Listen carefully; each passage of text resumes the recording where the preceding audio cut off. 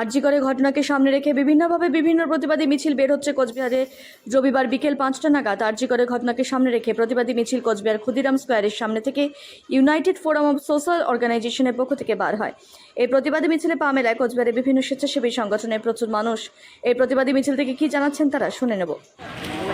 আজকে আমাদের আরজি করে দোষীদের ফাঁসি চাই, সেই কর্মসূচিতে কোচবিহারের জেলা জুড়ে সমস্ত স্বেচ্ছাসেবী সংগঠন একত্রিত হয়ে ইউনাইটেড ফোরাম আজকে কোচবিহারের রাজপথে দোষীদের দৃষ্টান্তমূলক শাস্তির প্রতিবাদে আজকের এই মিছিল চলবে শহর জুড়ে।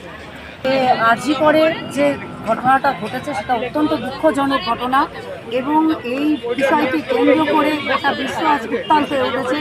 আমরা নারীদের সুরক্ষা চাইছি।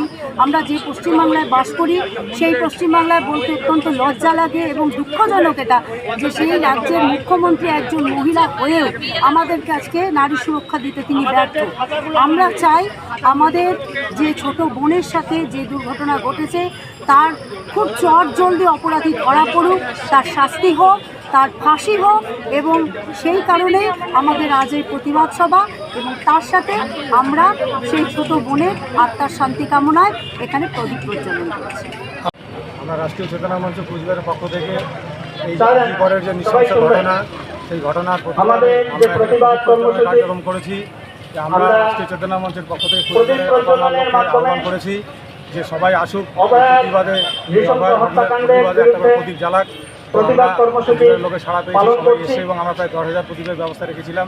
আমাদের প্রায় 10,000 প্রদীপ আর সবাই প্রদীপ জ্বালিয়েছে এবং আমরা চাচ্ছি যে উত্তরবঙ্গেই জবা প্রমিলার অনেক খুন হয়েছে, ধর্ষণ হয়েছে।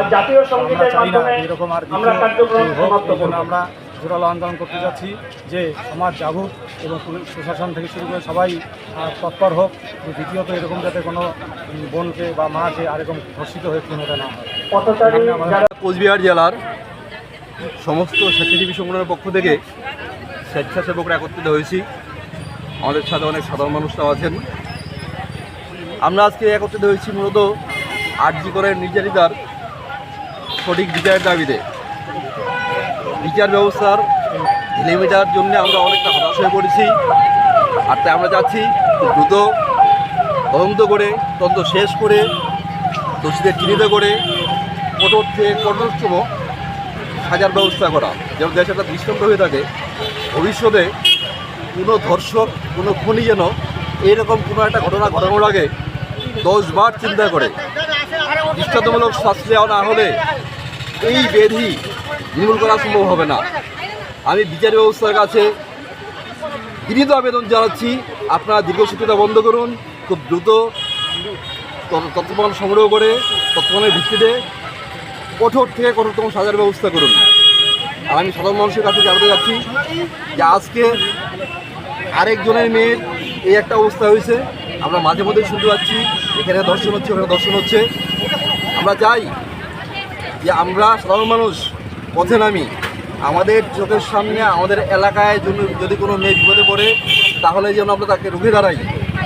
প্রত্যেক মেয়েকে আমি আহ্বান করছি, আবেদন জানাচ্ছি যে তোমরা জেগে উঠো, ভয়টাকে মন থেকে দূরে ফেলে ছুড়ে দাও।